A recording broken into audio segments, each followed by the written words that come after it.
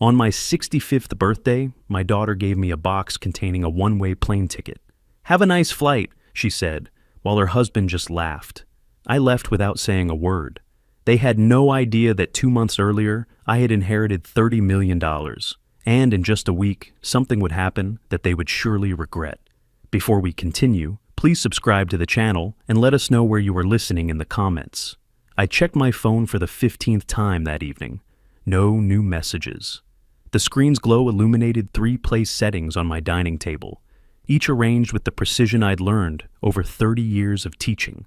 Silverware exactly 1 inch from the plate edges. Cloth napkins folded into perfect triangles. In the center, an apple pie cooled, filling my small Sarasota apartment with cinnamon and memories. The clock above my kitchen sink ticked louder than it had any right to. Each second felt deliberate, mocking. That morning, I'd woken with something close to excitement. 65 years old today. A milestone, Georgiana had called it, 3 weeks ago when we'd made these plans. I'd dressed in my best casual clothes, the navy slacks, the pressed white shirt, and driven to the grocery store while the Florida sun was still gentle. The cashier, a young woman with kind eyes, had smiled while scanning my items. "Special occasion? This is quite a spread." My birthday. I'd touched the small pin on my collar. "My daughter's coming for dinner." "How wonderful, 65. "Yes, a milestone," she says. She'd handed me the receipt with genuine warmth. "Well, happy birthday. She's lucky to have a dad who bakes." I'd carried those words home like a gift. "I'm the lucky one," I'd told her. The afternoon had passed in pleasant ritual. I'd pulled out Catherine's old recipe card, the one she'd written in her careful cursive 20 years before the cancer took her. My fingers had traced her handwriting.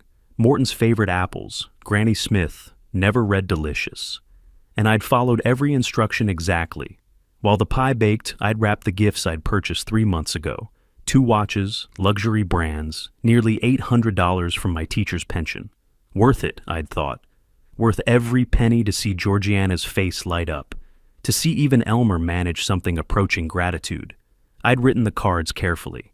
To Georgiana, may every moment count. Love, Dad. For Elmer, to Elmer, time for new beginnings. Morton. At 4 in the afternoon, I'd sent my first text. "Looking forward to seeing you tonight." No response. At 5:30, I'd tried again. "Dinner will be ready around 7. Drive safe." Nothing. By 7:15, I'd called. Her voice on the voicemail had sounded distant, recorded months ago. "You've reached Georgiana. Leave a message and I'll get back to you." I'd kept my voice steady, casual. "Hi, sweetheart. It's Dad. Just calling to check. The dinner's ready whenever you are. No rush. I know you're busy." The beep had cut me off. "Just let me know when you're on your way. Love you." I'd set the phone down, face up beside my untouched plate. "She's just running late," I'd whispered to the empty room. By 9, the food had gone cold. I'd sat there anyway, watching the door, listening for her car in the parking lot. The wrapped gifts mocked me from the side table. I'd adjusted their position twice, as if perfect placement might summon her. At 11:47, my phone had finally buzzed. My hand had shot out, grabbed it, read the message 3 times. "Sorry, couldn't make it. We'll stop by tomorrow." No explanation, no real apology. Just those 8 words, delivered with the casualness of someone canceling a dentist appointment. I'd typed a response. "I waited all day. What happened?" Deleted it, typed again. "Is everything okay?" Deleted that too.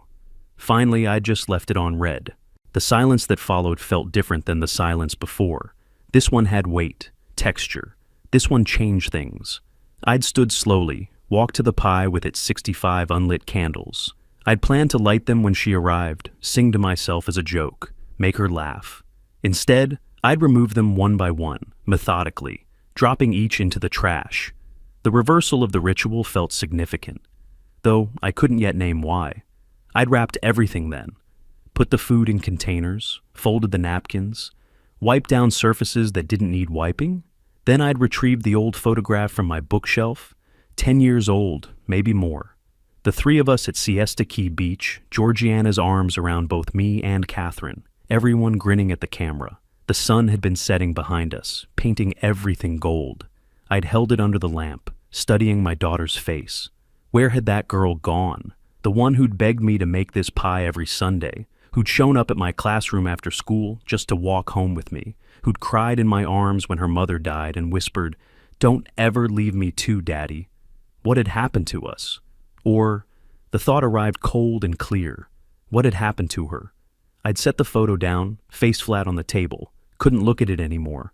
My home office was just a converted closet, really. A desk, a filing cabinet, a shelf of books I'd taught from for 3 decades. I'd unlocked the desk drawer with a key on my keychain, moved aside old grade books and teaching awards, and pulled out the manila envelope. Inheritance documents, William Watkins Estate, read the label in the lawyer's printed text. I hadn't opened it in the 2 months since it had arrived, hadn't needed to. I'd memorized the contents. $30 million from my Uncle William's timber business, passed to me as the last surviving Watkins male. The will had been clear, the lawyers insistent. The money was mine, legally and completely. I'd been planning to tell Georgiana tomorrow, had practiced the words. "Sweetheart, we need to talk about something important. Your great-uncle William passed away, and he left us, well, he left me, but really us, something substantial. I'd been planning to give her half. My only child, my everything. I'd carried the envelope to my armchair and sat in darkness, feeling its weight on my lap. $30 million, I'd said to the empty room. 2 months I've had this news. I was going to tell you tomorrow, share it with you. The clock had ticked, the refrigerator had hummed. I was going to give you half, my only child, my everything. But sitting there, holding that envelope, I'd felt something shift, a realization settling into my bones like cold water. You don't see me as your father anymore. You see me as, what? A burden? An obstacle? My hands had tightened on the envelope. Then maybe it's time you learned what you actually lost. I'd placed it on the coffee table, both palms flat on top, and stared ahead until the sun began to rise. Morning light woke me. I was still in the armchair, still dressed, my neck stiff from the awkward angle. The inheritance envelope had slipped to the floor during the night. I picked it up, smoothed its edges, set it back on the coffee table. Every joint protested as I stood. 65 years announcing themselves all at once. The apartment looked exactly as I'd left it. Wrapped gifts on the side table, containers of food in the refrigerator, the pie under its glass dome. Evidence of yesterday's hope, now just debris. I walked to the bathroom, showered, changed into fresh clothes. Khakis today, a polo shirt, nothing special. The mirror showed a tired man, but a steady one. The drive to Bayside took 15 minutes through familiar Sarasota streets. I knew the route by heart, had driven it hundreds of times when the house at the end of it had been mine. 5 years ago, I'd signed the deed over to Georgiana. A gift, I'd thought. Security for her future. A way to say, I trust you with what I built. I parked across the street and studied the property before approaching. The lawn needed mowing, badly. I'd never let it get this long. The sprinkler head near the driveway was broken, water pooling in the grass. The shutters needed paint, white flakes curling away from the wood. And there in the driveway, gleaming like an accusation, sat Elmer's new Audi Q7. $75,000. Easy. Maybe more. I sat in my 15-year-old Honda and made mental notes of everything.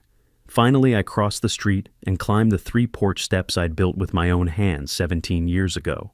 Before I could knock, the door opened.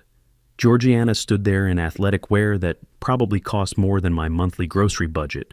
Her expression flickered, surprise, then annoyance, then something like forced pleasantness. "Dad, you're here? You said you'd stop by today." I kept my voice level. "I thought I'd save you the trip." She didn't invite me in. We stood at the threshold of what used to be my home, me on the outside. "About last night," she started. "What happened?" "Oh, Dad, work stuff came up, last minute. You know how Elmer's projects are. You couldn't send a message earlier, before 11 at night?" Her irritation sharpened. "I said I'm sorry. We're here now, aren't we?" "Well, you're here." I noted the correction, the slip in her words. "Yes, I'm here." She disappeared inside for a moment, returned with a small box. The wrapping paper was cheap, applied hastily. She handed it to me without ceremony. "Here's your birthday gift, Dad. Sorry it's late." I took it with both hands. "You didn't need to get me anything." "Of course we did. It's your birthday." I opened it slowly, peeling back tape, unfolding paper. Inside was a printed airline ticket, not in a card, not in an envelope, just loose in the box like an afterthought. I read it carefully. Orlando International. Departure. May 17th, tomorrow. 1 passenger, 1 way. Orlando. I looked up at her. 1 week at a resort. Well, the flight there. You can figure out hotels. 1-way ticket, I said quietly. Oh, is it? She blinked too quickly. Must have been the website. You can book the return whenever. The lie hung between us like smoke. Happy flight, Dad. I searched her face for something. Regret, affection, recognition of what she'd just done. Found nothing. Happy flight, I repeated softly. You'll love getting away. You've been cooped up in that apartment too long. Have I? Absolutely. Retirement should be about adventures. Adventures, yes. Footsteps sounded from inside the house. Elmer appeared from the hallway, barefoot on my old hardwood floors. He wore designer jeans and a Rolex that caught the light. $8,000 on his wrist, minimum. Mort, getting a vacation, huh? I turned to face him, let 3 seconds pass before I spoke. Elmer, time to see the world, man. Plane leaves tomorrow. You'll love Orlando. Disney, beaches, all that. I taught American history for 30 years. I know what's in Orlando. He laughed, genuinely amused. Right. Professor? Well, now you can see it as a tourist instead of just talking about it. My voice dropped. I never just talked about anything. Something in my tone made his smile falter, just for a second. Then it was back, wider than before. I folded the ticket carefully, 3 precise creases, each pressed with my thumbnail. The way I used to fold papers for filing. I slid it into my shirt pocket, patted it twice. Thank you for the gift, Georgiana. I turned toward the steps. Dad, we'll call you later this week. I paused, didn't turn back. Will you? Of course. Have a safe flight tomorrow. Thank you for the gift, Georgiana. You're welcome. Enjoy. I will. I walked down the steps, across the lawn I used to mow every Saturday to my car, each movement measured, controlled. I didn't look back until I was behind the wheel. In the rearview mirror, I saw them still standing in the doorway. Georgiana said something to Elmer. He laughed. My hands gripped the steering wheel. They were trembling, but not from fear or sadness. This was something else, something colder, something that felt like clarity distilled into physical force. I started the engine, checked my mirrors, pulled away at exactly the speed limit. They wanted me gone, believed they'd succeeded in dismissing me, probably thought I'd get on that plane tomorrow, drift away to Orlando, maybe never come back. An obstacle removed, a burden lifted. What they didn't know, what they couldn't imagine, was what I carried in the safe back at my apartment. The envelope they'd never seen. The 30 million reasons they'd just made the worst mistake of their lives. I drove through morning traffic, already thinking 3 moves ahead. They wanted me gone. They'd get their wish. But not the way they imagined. I didn't drive straight home. My hands gripped the steering wheel while I navigated through downtown Sarasota, past the bay where sailboats drifted in afternoon light, along streets I'd known for 30 years. The one-way ticket sat in my shirt pocket like a stone. My mind kept replaying the confrontation. Georgiana's false smile, bright, empty, practiced. Elmer barefoot in my house, that Rolex catching sunlight, his casual contempt dripping from every word. Time to see the world, Mort. The way he'd said my name, clipping it short, refusing the respect of Morton or Sir. A one-way ticket to Orlando, not Paris, not California. Orlando, 45 minutes away. They didn't even want me gone, just out of sight, out of the house. I pulled into Bayfront Park, chose a spot facing the Gulf. The engine ticked as it cooled. I retrieved the ticket from my pocket, unfolded it, studied the details again. Flight 2847, MCO, May 17th, 06:45 a.m. one way. One way, I said to the empty car. $30 million in my account, and my daughter gives me a one-way ticket to Orlando. The absurdity cut deeper than the cruelty. I refolded the ticket along its original creases, placed it in my glove compartment, not throwing it away, saving it, and closed the compartment with a decisive click. Evidence. I was already thinking in terms of evidence. 20 minutes later, I climbed the stairs to my apartment. Second floor, Building C, Unit 207 of Pelican Point Apartments. $1,100 a month for a one-bedroom place I'd chosen because it was close to Georgiana, close to family. The proximity felt like a mistake now. I unlocked the door, set my keys in the small dish by the entrance, habit from teaching, everything in its designated place, and walked to my kitchen. The apartment looked exactly as I'd left it, clean, orderly, temporary. Even after 5 years, I'd never fully settled in. Part of me had always expected to be welcomed back to the family home for dinners, for holidays, for lazy Sunday afternoons. That expectation felt foolish now. I made coffee with mechanical precision, ground the beans, medium roast from Sarasota Coffee Company, measured 8 ounces of water, set the French press timer for 4 minutes. While waiting, I stood at the kitchen window overlooking the parking lot, not really seeing it. "Happy flight, Dad," her voice replayed in my head. When the timer beeped, I poured coffee into my favorite mug, the one Georgiana had given me 15 years ago, "World's Best Dad," printed in fading letters, and carried it to my small office. The second bedroom held floor-to-ceiling bookshelves, American history texts, presidential biographies, my old lecture notes bound in 3-ring binders. In the closet, behind winter coats I'd kept, despite Florida's weather, sat my fireproof safe. I knelt, right knee cracking slightly. My fingers found the combination dial. Right to 07, left past 07 to 15, right to 42. Catherine's birthday. The mechanism clicked. I paused before opening it, hand on the handle, taking a deliberate breath. Inside, arranged neatly, Catherine's engagement ring in its velvet box, my father's pocket watch, my birth certificate. And beneath everything, protected and waiting, the manila envelope marked "Estate of William J. Watkins, Confidential." I lifted it with both hands and carried it to the kitchen table. The envelope seal had been broken 2 months ago when I'd first received it. I spread the contents carefully.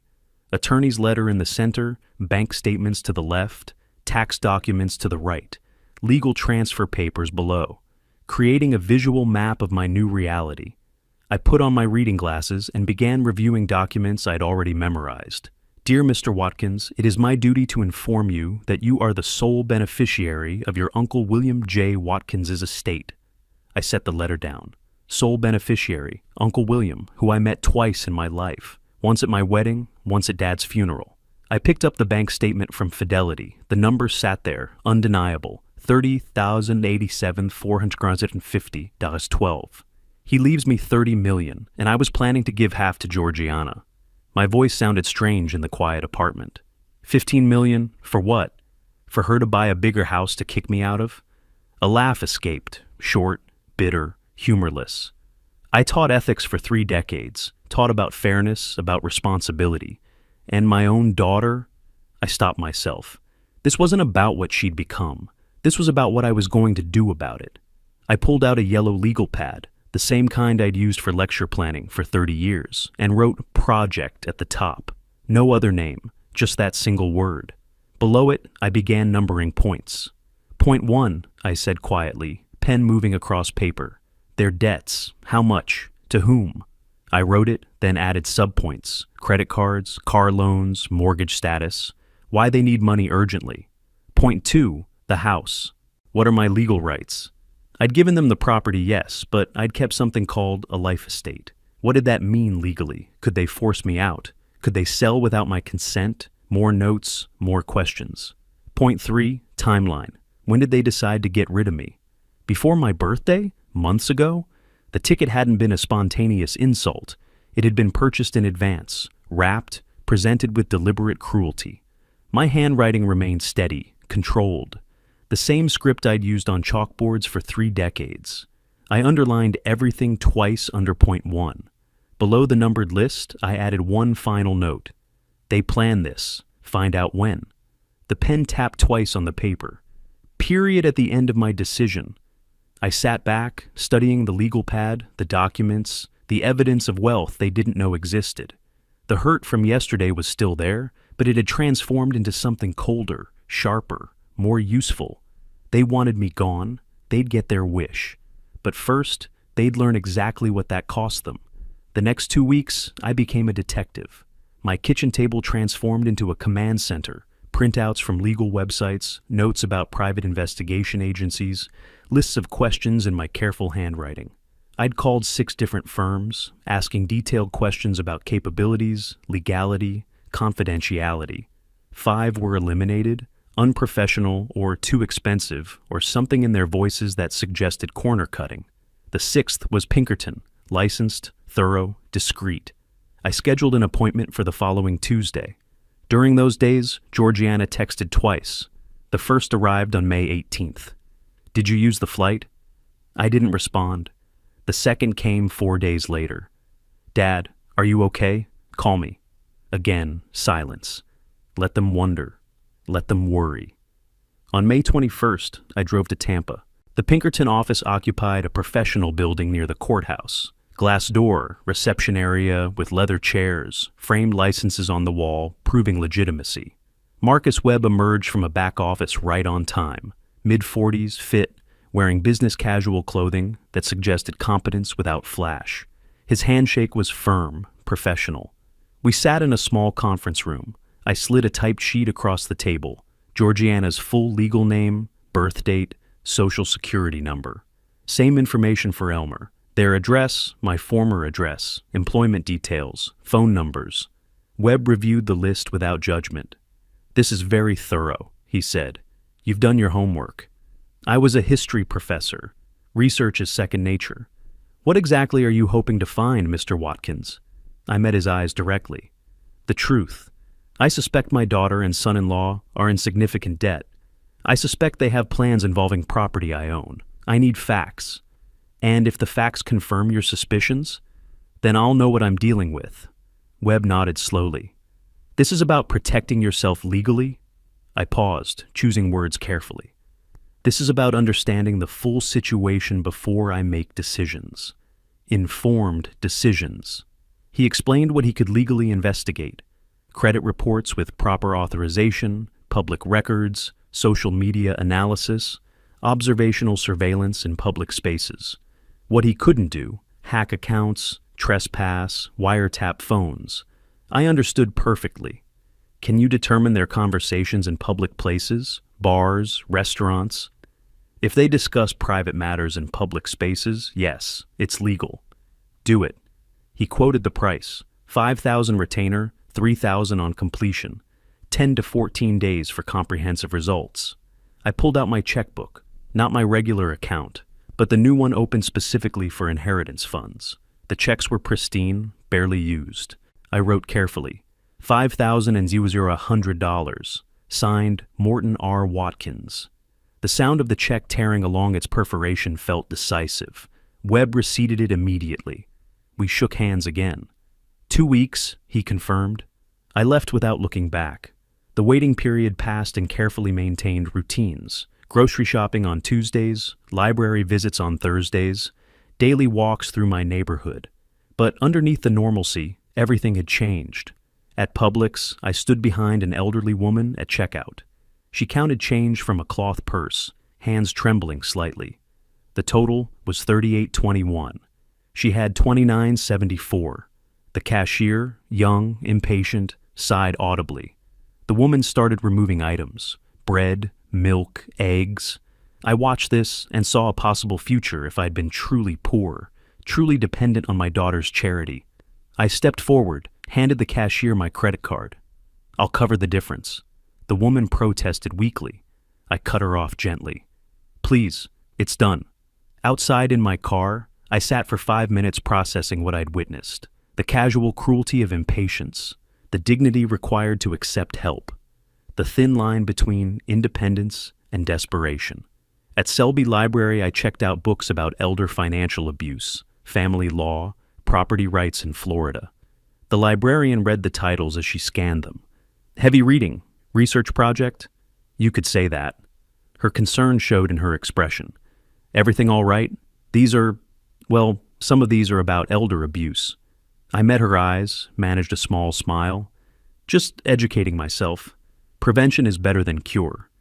If you ever need resources, community services, I appreciate that, truly. But I'm fine. Just interested in the subject." She didn't look entirely convinced. Well, knowledge is power. I picked up the books. Yes, it is. Georgiana texted again on May 25th. This silence is childish. I set my phone down without responding. 5 days later, another message. Fine, whatever, good. Let her stew in uncertainty. On June 4th, my phone rang. Webb's voice carried a certain weight. Mr. Watkins, we've completed the investigation. Can you come to the office? I think you'll want to see this in person. The tone told me everything. I drove to Tampa immediately. Webb spread documents across the conference table like a prosecutor presenting evidence. Credit reports showing red flags everywhere. Bank statements, legally obtained through their careless privacy settings. Loan documents, payment histories. Your daughter and her husband have $180,000 in combined debts, Webb said, watching my reaction. I showed none. Breakdown? He listed it methodically. $45,000 in credit card debt across 7 cards, $75,000 car loan on Elmer's Audi Q7, $35,000 in home improvement loans, $25,000 in personal loans. They're making minimum payments, Webb continued, barely surviving financially. 1 missed payment from serious consequences. I absorbed this information silently. There's something else. Webb picked up his phone, cued an audio file.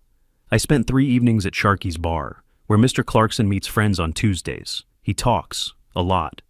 He pressed play. Bar noise filled the room. Laughter, clinking glasses, muffled conversations. Then Elmer's voice cut through, clear and unmistakable. Mort's taking a permanent vacation. Got him a one-way ticket, man. He'll figure it out. Male laughter.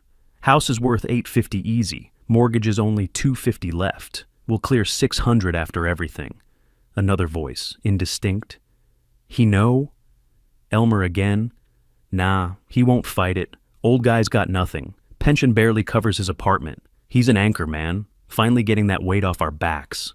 More laughter. Webb stopped the recording. I sat perfectly still. Can I have a copy? Flash drive or email? Flash drive. 2 copies. Webb made them while I waited. I placed both in my shirt pocket, buttoned the pocket shut. This is admissible? I asked. In civil court, yes. He's in a public place. No expectation of privacy under Florida law. When was this recorded? May 23rd, Tuesday night, approximately 9 p.m. I calculated quickly. 1 week after my birthday. 1 week after the ticket. You want my professional opinion? I looked up. Please. They've been planning this for a while. This wasn't a sudden decision. The ticket was step 1. What would be step 2? Webb chose his words carefully. Based on their conversations, their financial pressure, their timeline, I'd say they're waiting for you to leave town, then filing to sell the property. They'd argue abandonment, life estate forfeiture. I stood, collecting the dossier, the flash drives, the evidence of betrayal reduced to paper and digital files. Thank you, Mr. Webb. You've been thorough. I pulled out my checkbook again, wrote the final payment, $3,000. At the door, Webb spoke once more. What are you going to do? I turned back, meeting his eyes. Make sure they don't get step 2. In my car, before starting the engine, I allowed myself 1 moment. I placed both hands on the steering wheel and closed my eyes. When I opened them, any remaining doubt had vanished. They hadn't just hurt me. They'd planned to erase me. The recording played in my mind, finally getting that anchor off our backs. An anchor. $30 million in my account. And my daughter's husband called me an anchor. I started the car and drove back to Sarasota with absolute clarity. They wanted freedom from their burden. They'd get it, just not the way they imagined. The morning after receiving Webb's report, I sat at my kitchen table at 7:55, watching the clock. The detective's dossier lay spread before me like evidence at a trial. At exactly 8 o'clock, I dialed. Stanford and Associates, Property Law. How may I help you? The receptionist's voice was professional, efficient. I need to consult with Mr. Stanford regarding life estate property rights and potential gift revocation. It's somewhat urgent. A pause. Keyboard clicking. Mr. Stanford has an opening this afternoon at 3. Would that work? I wrote it on my legal pad. 3 p.m., Stanford. Perfect. The legal machinery had begun moving. At 2:45, I arrived at the law office, downtown Sarasota, 10th floor, floor-to-ceiling windows overlooking the bay. 15 minutes early. Old teaching habit. Roy Stanford emerged from his private office right on time. Mid-50s, silver hair, Brooks Brothers suit, handshake that conveyed both confidence and assessment. We sat in a conference room with a view of sailboats drifting in afternoon light. I laid out the documents methodically. The deed transfer from 5 years ago. The life estate clause I'd retained. The one-way ticket still in its protective sleeve. The detective's comprehensive findings about their debts and recorded conversations. Stanford took notes, asked clarifying questions, never showed shock, just professional evaluation. You gave them the house outright 5 years ago? Yes, I wanted to help. I thought we were family. He examined the life estate clause. But you retain these rights. Smart. Why? My attorney at the time insisted, said I needed security. I didn't think I'd need it. Stanford looked up. You need it now? This clause is your leverage. They can't force you out legally. They're trying anyway. He tapped the one-way ticket. This is constructive eviction, combined with their financial motive. His finger moved to the debt breakdown. You have grounds for complete gift revocation. Can I really take the house back? With proper legal procedure and this evidence? Absolutely. He leaned back. The question is, do you want to? I considered my answer carefully. I want options. I want them to understand there are consequences. Stanford nodded slowly. Then he stood, walked to a whiteboard, and drew diagrams. The teacher in me appreciated the method. Life estate means you retain the right to occupy the property until death. They own it, but can't force you out or sell without your consent. Arrows showing my retained power. If you can demonstrate they're constructively evicting you, making conditions untenable, forcing you to leave, you have grounds for revocation. Is a one-way ticket evidence, combined with their debt situation and stated intention to sell? Absolutely. It establishes motive and action. We spent 2 hours developing strategy. First, establish constructive eviction. Second, prepare revocation documents but don't file yet. Hold them as leverage. Third, change my will immediately. Fourth, protect the inheritance. Stanford suggested something else. There's another option, non-legal but effective. I'm listening. Make the inheritance public. Media interview, local news, talk about your unexpected windfall. I frowned. Why would I do that? Because right now, they think you're powerless. They're waiting for you to leave so they can sell your house. If they discover you have $30 million, understanding dawned. They'll panic. They'll realize they miscalculated. Exactly. It's psychological warfare, not legal action. Perfectly legal. Might even be therapeutic. I felt a slow smile form. They'd see it on television. They would. How they react tells you everything you need to know about their real motivations. The next 3 weeks became a carefully orchestrated series of legal actions. 1 week in, I met with Emily Chen, Stanford's estate specialist. Young, efficient, sharp-eyed. Your current will leaves everything to your daughter Georgiana. You want to change this? Completely. And the new beneficiary? I'd thought about this carefully. A foundation for elder abuse prevention. I'll call it the Catherine Watkins Foundation. Emily's pen paused. Your late wife's name? Yes. She'd have wanted something good to come from this. The amount involved is substantial. Have you considered partial inheritance for your daughter? I met her eyes. She made her choice when she gave me that ticket. I'm making mine now. Understood. I'll draft the documents. This will require 2 witnesses and notarization. Whatever it takes, I want it ironclad. I signed page after page. My hand didn't shake. Each signature was deliberate, firm, final. Blue ink, Stanford's instruction, shows original, not copy. The notary, Margaret Russo, watched me sign the most critical documents, then applied her seal with satisfying precision. The embossed impression looked official, permanent. These are legally binding, Mr. Watkins. Store them safely. I will. At Sun Trust Bank, with Stanford's associate as witness, I opened new accounts and transferred the entire inheritance. $30,087,450.12. The bank manager offered premium services, wealth management, investment portfolios. Just a secure checking account and a high-yield savings account. Simple. With this amount, you could... I interrupted gently.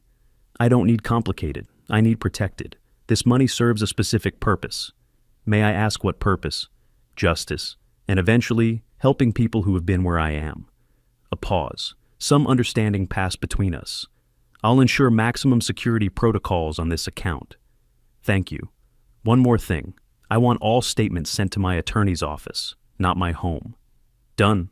During the second week, my phone rang. Georgiana's name on the screen. I considered not answering, but curiosity won. Hello? Her voice carried irritation. Dad, when are you going to use that ticket? It's been sitting there for weeks. I sat at my kitchen table, surrounded by legal documents I was signing. I've been busy. Busy with what? You're retired. With my affairs, getting things in order. Whatever, the ticket expires in 2 months. Use it or lose it. I'll keep that in mind. I ended the call and returned to signing revocation papers. Her voice already felt distant, disconnected from my new reality. On June 21st, I returned to Stanford's office for final review. He spread documents across the conference table like a general displaying battle plans. Revocation papers drafted, notarized, ready to file. New will executed and sealed. Bank transfer confirmations. Evidence compilation organized and indexed. Correspondence log documenting every interaction with Georgiana. Stanford placed his hand on the stack. This represents complete legal protection and multiple strategic options. I examined each document one final time, then nodded. He slid everything into a premium leather portfolio. I accepted it, felt its weight, not just paper, but power, options, justice waiting to be deployed. What's the process if I decide to execute the revocation? File these papers with the county clerk. They'll be served with notice. 30-day response period, then a hearing if they contest. They'll contest, almost certainly, which is why the evidence matters. Their debts, the ticket, the recorded conversations. It builds an overwhelming case. Timeline? From filing to final ruling? 3 to 4 months, maybe longer if they fight hard. And the will change is immediate. The moment you signed it. If something happens to you tomorrow, everything goes to the foundation. I stood, adjusting my jacket. Good. Thank you, Roy. You've given me what I needed. He also stood, shaking my hand. Which is? The ability to respond appropriately. They thought I was powerless. I picked up the leather portfolio. Now I'm not. With the legal foundation secure, I moved to the next phase. Stanford had called it psychological warfare. I called it information distribution. I sat at my laptop, researching local media contacts. WFLA Tampa Bay's Ordinary People Extraordinary Stories segment caught my attention. Perfect for my purposes. I typed carefully, Dear WFLA Programming, I'm a 67-year-old retired history professor with a story I believe would resonate with your viewers. After living modestly on a teacher's pension for years, I recently inherited $30 million from a distant relative I barely knew. This unexpected change has given me perspective I'd like to share with other seniors about hope and possibility at any age. I have complete documentation and would be honored to participate in your segment. I attached a professional photo of myself. Clicked send. At 2:47 that afternoon, my phone rang. Henrietta Morgan, producer. Interested. Could we meet tomorrow? We met at Perk Coffee Bar. She arrived exactly on time. Mid-40s, professional warmth, tablet in hand. I paid for our coffee, then told my story. 3 decades teaching young people, living carefully on pension. Uncle William in Boston, saw him twice in my life. The attorney's call in March, the overwhelming amount, the disbelief. Walk me through the moment you found out. Where were you?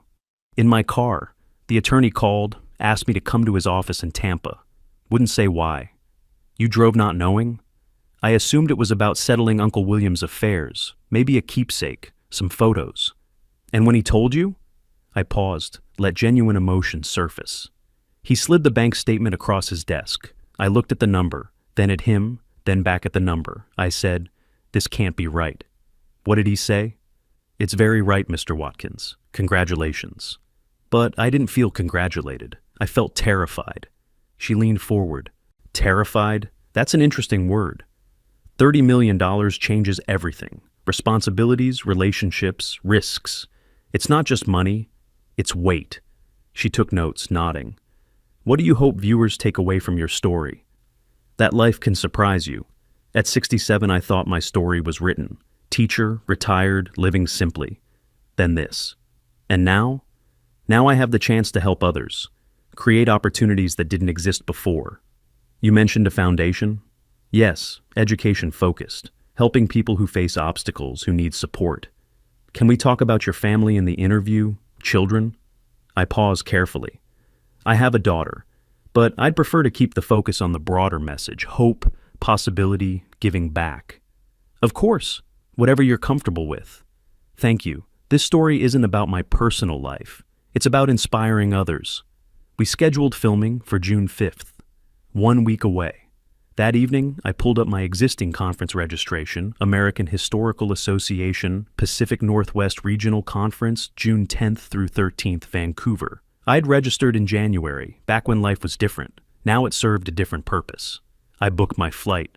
Alaska Airlines, direct Sarasota, Vancouver, June 10th morning, departure. Reserved hotel room at the Fairmont, Vancouver. Printed my itinerary. The conference was real, the trip legitimate, the timing perfect.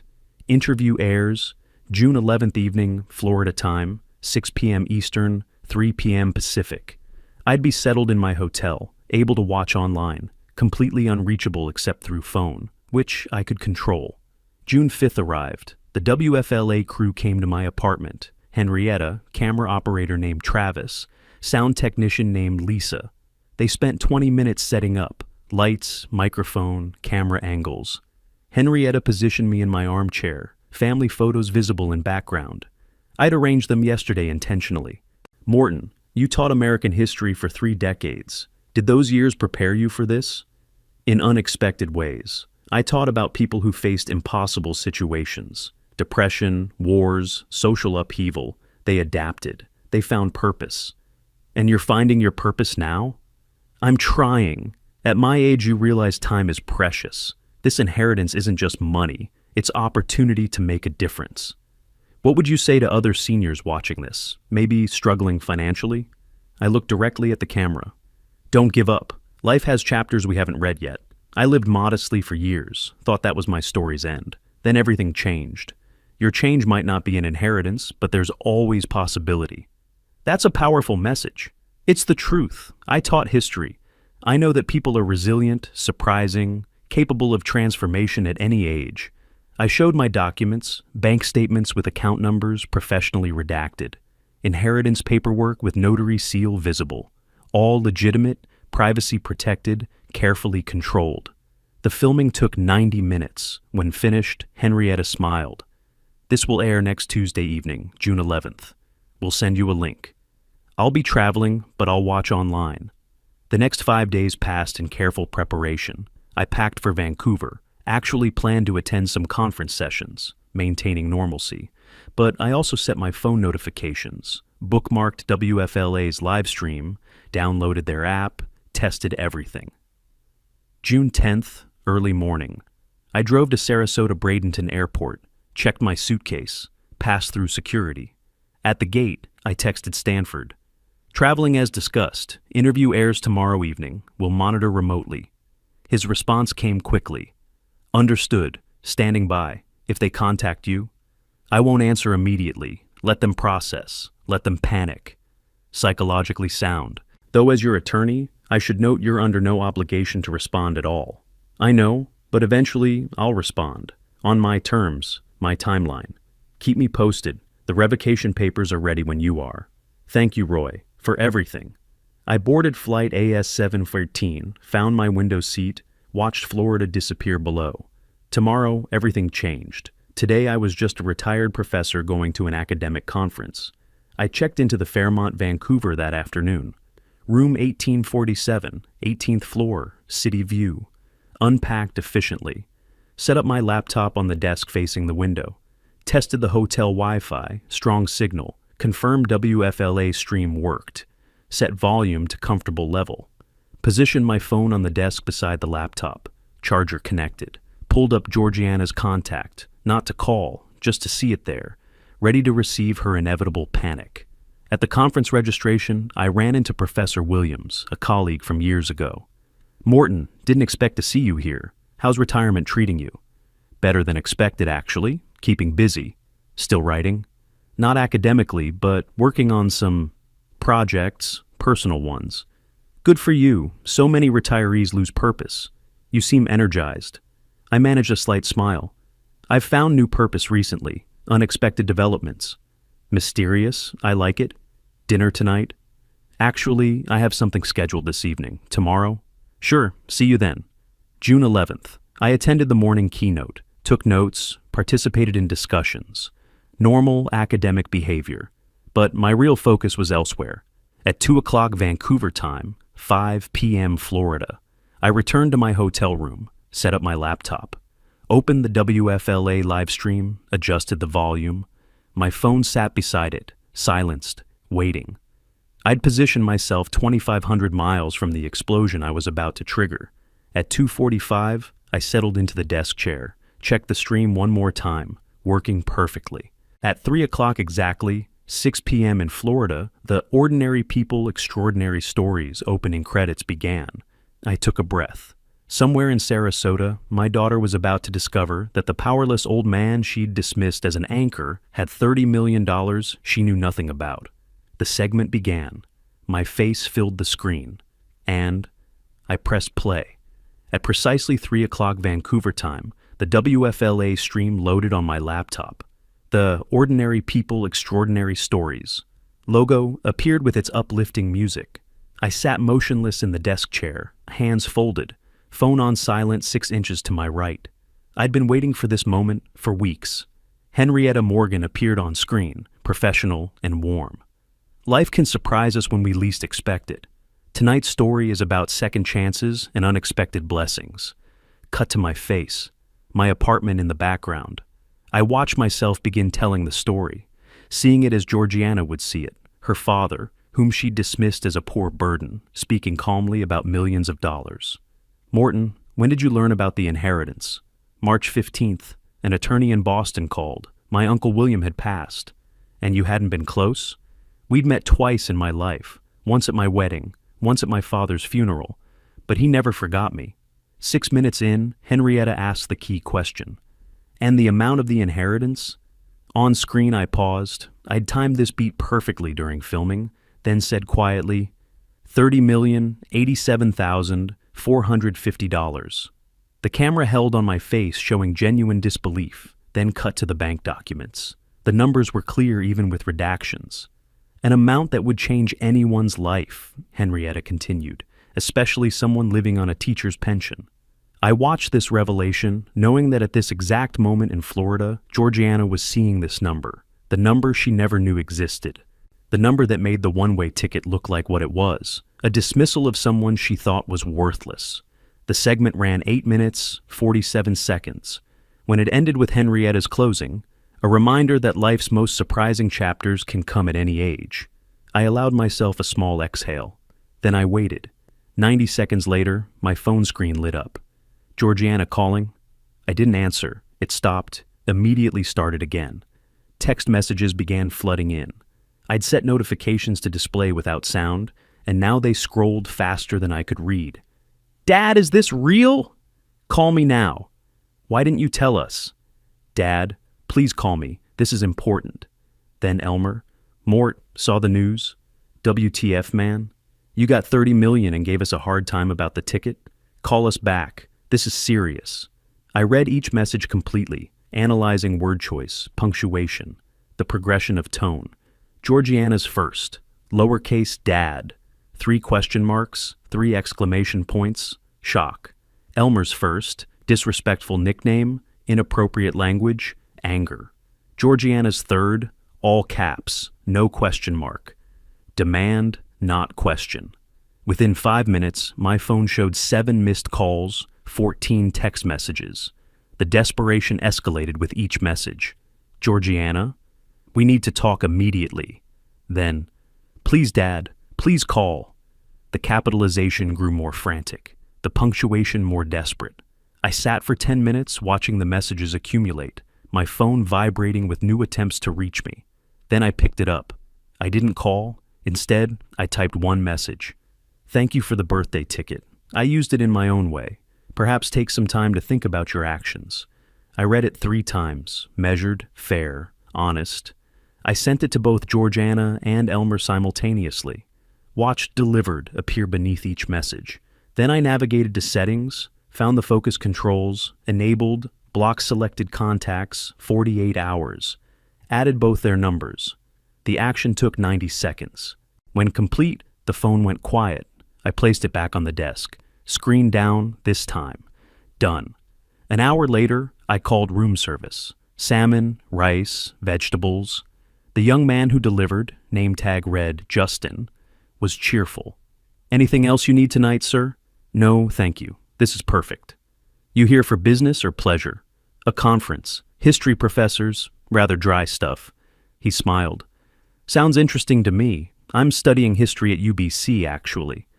Then you've chosen a worthy path. What's your focus? Pacific Northwest Indigenous history. Critical work. Someone needs to tell those stories properly. That's the goal. Enjoy your dinner, sir. Thank you. Good luck with your studies. When he left, I ate slowly at the desk, fork in one hand, conference program in the other. Reviewing tomorrow's schedule, 9 a.m. keynote, 11 a.m. panel on teaching difficult histories, 2 p.m. discussion on primary source analysis. Normal academic pursuits. Meanwhile, in Florida, my daughter was experiencing a very different kind of education. I finished dinner, placed the tray outside my door, and called Stanford from the hotel phone. Roy, it's Morton, using hotel line. Saw the broadcast online. Well done, professional, compelling. The response was immediate. 7 calls, 14 texts within 5 minutes.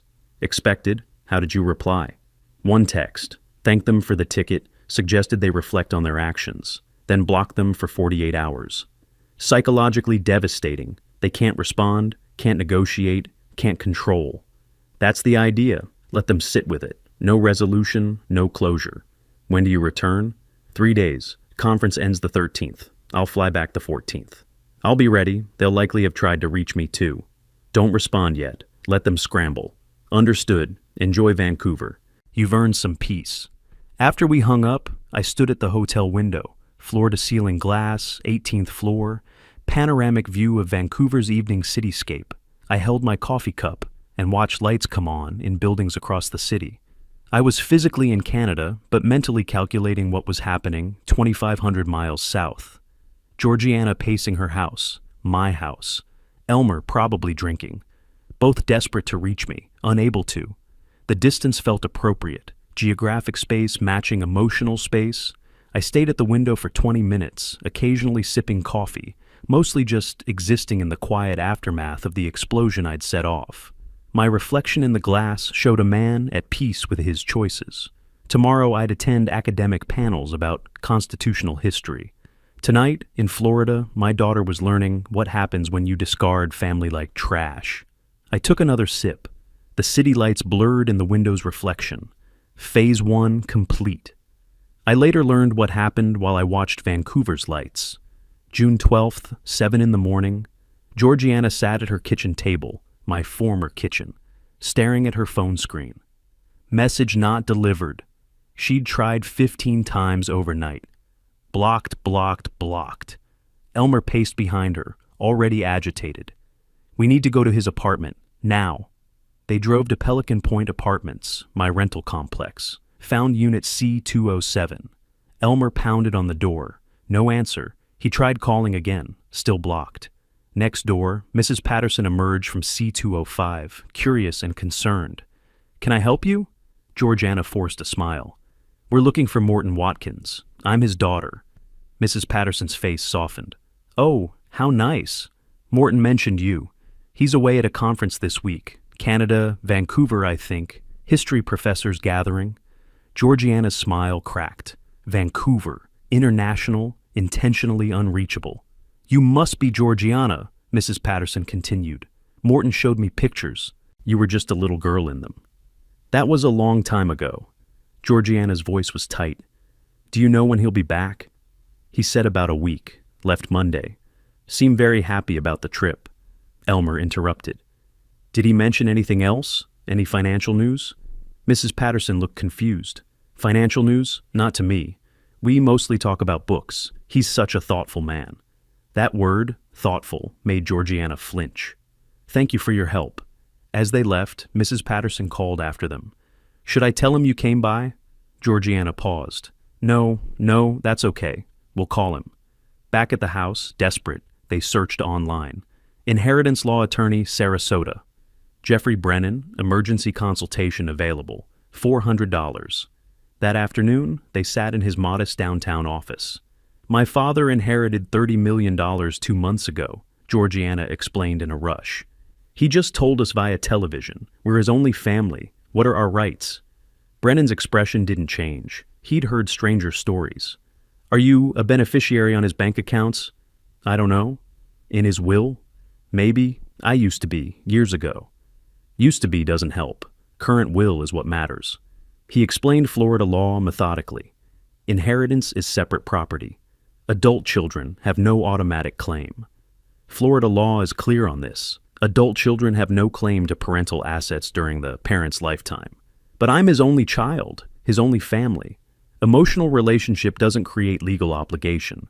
If you were a minor dependent, different story.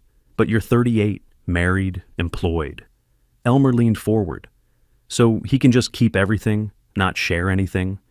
It's his money to do with as he pleases. He could give it all to charity, spend it on cars, legally, his choice. What if he dies? Georgiana asked quietly. Then we inherit? Only if you're in his will, and wills can be changed any time. Understanding dawned on Georgiana's face. I don't know if I'm currently a beneficiary. Then you have no guarantees. I'm sorry. That'll be $400. Driving home, Georgiana had a realization. The house. We still have the house. He gave it to us 5 years ago. It's in our names. Elmer suddenly energized. The house is worth $850K. We sell it, clear our debts, we're fine. They rushed home, tore through their file cabinet, found the deed in a folder marked House Papers. Georgiana called Sarah Chen, the real estate attorney they had contacted months ago. Sarah, we're ready to list the property. How quickly can we sell? Market's good. Comparable homes selling in 30 to 45 days. But first, I need to review the deed. Any encumbrances I should know about? Georgiana hesitated. My father, when he transferred the house, he kept something. Life estate? Sharp intake of breath from Chen. You have a life estate holder? Is he still living? Yes. Then you cannot sell without his written consent. The life estate supersedes your ownership for purposes of sale. But it's in our names. We own it. You own it subject to his life estate. Think of it as you own a locked box, but he has the only key. Can we buy out his life estate? Only if he agrees to sell it. And given market rates, a life estate on an $850K property for a 67-year-old man, probably valued at $300,000 minimum. Can you afford that? Georgiana thought of their debt. No. Then you need his cooperation. Without it, that house can't be sold until he's gone. And he's not talking to us. Then you have a problem. I'm sorry. The call ended. Georgiana and Elmer sat in the living room. My living room, my furniture, my life estate. Surrounded by evidence of their failure. They couldn't access the inheritance. Couldn't sell the house. Couldn't even reach me. $180,000 in debt. Creditors calling. Bills due. The trap had closed completely. That evening, Elmer retreated to the garage. Georgiana could hear him throwing things. She sat at the computer in my old study. They'd painted over my careful organization, turned it into their office, opened email, typed my address. Subject line, I'm sorry, Dad. She wrote through tears, admitted the ticket was cruel, admitted they wanted me gone, admitted the debt, all of it, itemized, admitted they'd planned to sell the house after I left. I don't expect you to forgive me, she typed. I don't deserve it, but please, if you ever love me, please come home. Please let us talk. I'm so sorry. She read it 3 times, cried harder each time, then clicked send. The sent confirmation appeared. Now she could only wait, knowing I'd blocked her, not knowing if email was blocked too. In the garage, Elmer opened another drink. This is your fault, he said when she appeared in the doorway. Your father, your problem. My fault, you're the one who suggested the ticket. I suggested getting him out of our hair. You agreed. You handed him the box. Because you convinced me he was a burden. He was a burden, still is. Now he's a rich burden who won't help his own family.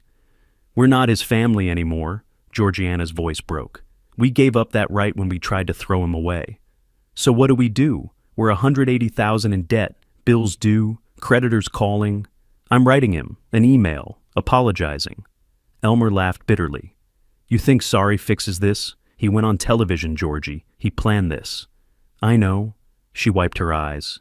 And we deserve it. She left him in the garage and returned to the computer, checked email obsessively. No response. The house, my house, felt different now. Not theirs, borrowed, precarious. Every room held evidence of my former life. The kitchen I'd cooked in, the study where I'd graded papers, the bedroom where Catherine and I had slept. They'd been living in my generosity for 5 years, mistaking it for their own achievement. Now they understood the difference. Georgiana checked her phone again. 47 attempted contacts. 0 successful. Outside, in Vancouver, I was sleeping peacefully. Inside their panic, they were learning what I'd already known. That kindness withdrawn feels like cruelty. That gifts can have conditions. That family is earned, not assumed. And that $30 million changes everything, especially when you don't have access to it. I landed at Sarasota Bradenton Airport on June 21st, pulling my single suitcase through the familiar terminal. The Vancouver conference had been productive. Academic sessions, networking, normal professorial activities. But my mind had been on Florida. On June 13th, after the 48-hour block expired, I'd unblocked their numbers. 47 new messages flooded in. I read everyone, from angry to desperate to pleading. Georgiana's email had arrived June 12th. I read it 5 times in my hotel room, then forwarded it to Stanford via secure email.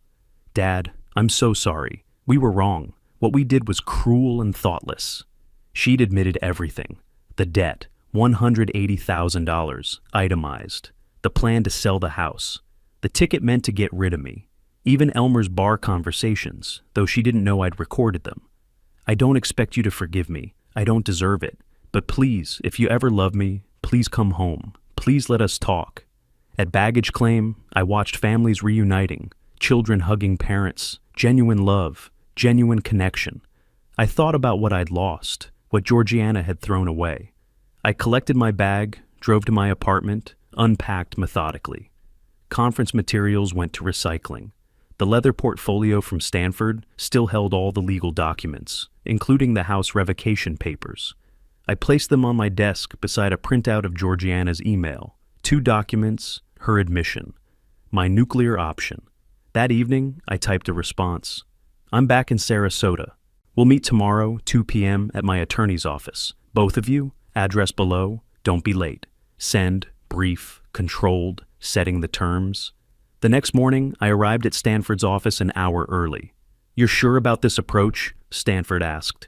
You could just revoke the house now. You have grounds. I could, but she's still my daughter. She gave you a one-way ticket on your birthday. I know, and that's why there are conditions, not forgiveness. She gets one chance to prove she can change. And Elmer? Elmer's the poison, but forcing them apart isn't my role. If she chooses to stay with him despite this, that's her decision. We reviewed the agreement we'd drafted over email while I was in Vancouver, every clause carefully worded, enforceable, specific. Stanford read aloud. Condition 1. Mandatory family therapy, 6 months minimum, weekly sessions. I interrupted. Not just attendance, participation. The therapist needs to report monthly on genuine engagement. Stanford made the note. The rent? $500 is far below market, he observed. Why so low? It's not about money, it's about principle. They need to physically write a check to me every month, acknowledging who actually controls their housing. Stanford nodded, understanding the psychology. At 1:55, I watched from the 10th floor window. Georgiana's car pulled into the parking lot. She and Elmer got out separately. No interaction, obvious tension. 5 minutes later, the receptionist buzzed. Mr. Watkins, your guests are here. Stanford and I exchanged a look. Ready?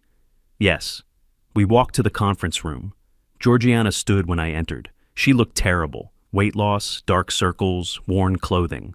Financial pressure showing. She moved toward me. Dad, I held up a hand. Sit, please. She sat. Elmer didn't stand, didn't greet me, just glared. I sat across from them, Stanford beside me.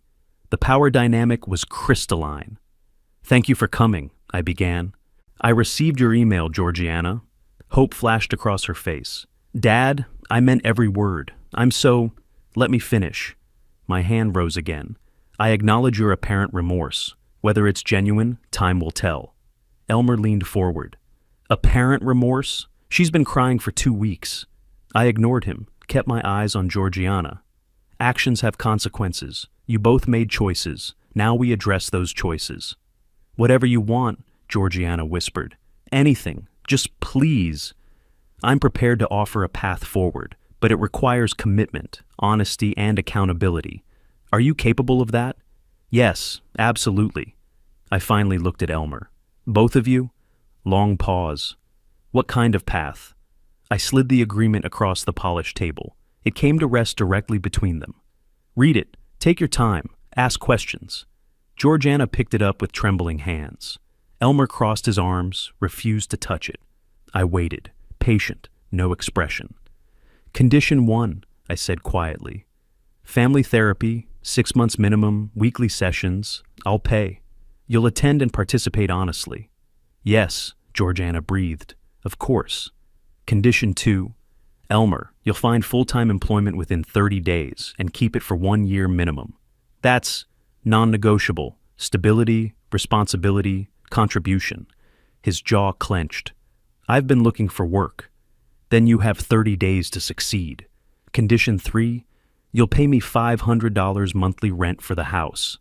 Elmer stood. "Rent? For our own house?" My voice stayed level. "My house, which I allow you to occupy. The rent acknowledges that reality." Georgiana pulled him back down. "We'll pay it. We will." I continued through the remaining terms: monthly proof of employment, therapy participation reports, good faith compliance with all conditions. After 1 year, if conditions are met, I'll review your financial situation. Consider assistance with your debts. Maybe. Maybe? Elmer's voice dripped contempt.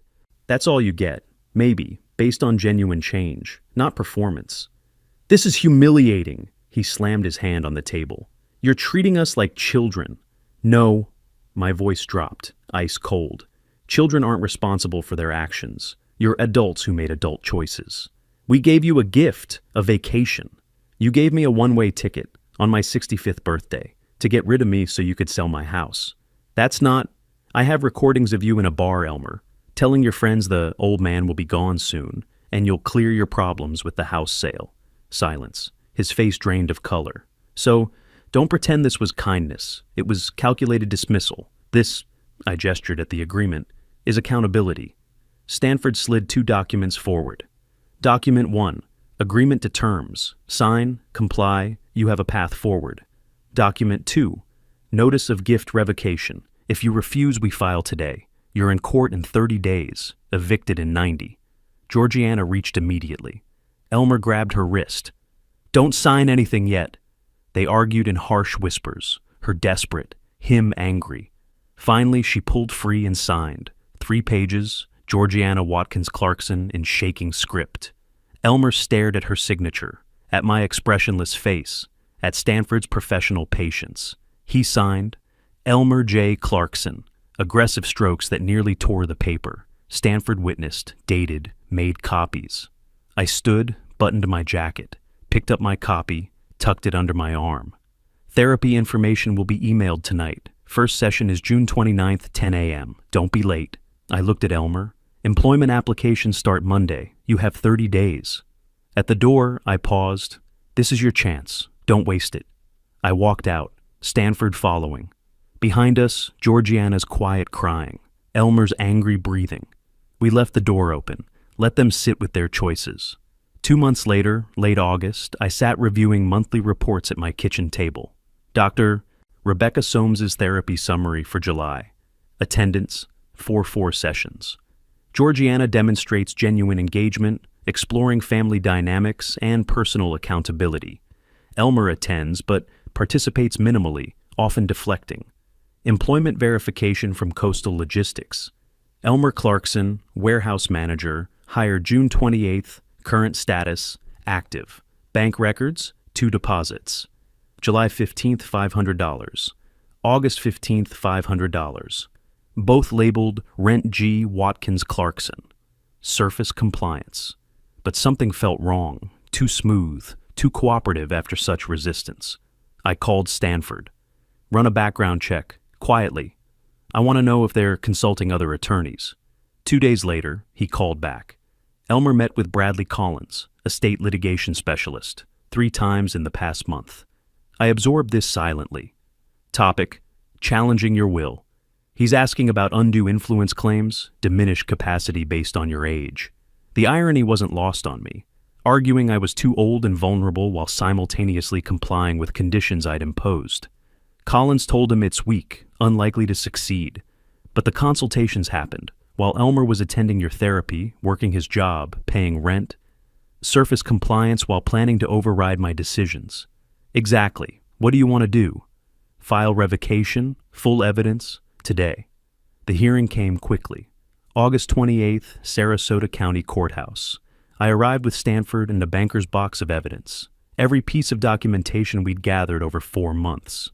Georgiana arrived with Jeffrey Brennan, the attorney who'd told them they had no inheritance rights back in June.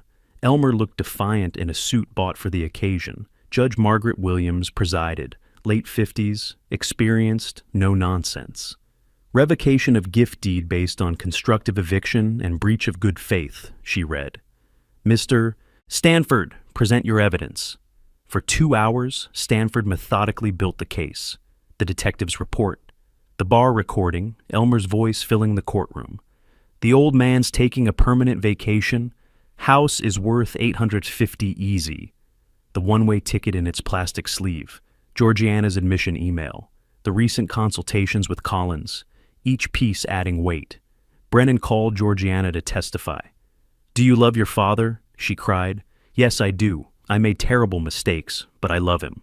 Stanford's cross-examination was surgical. Mrs. Clarkson, when did you learn your husband was consulting an estate attorney? She froze. What? Answer the question. July, mid-July. And you didn't inform your father? I told Elmer to stop. I thought he would. But he didn't. He consulted again in August. Did you tell your father about July?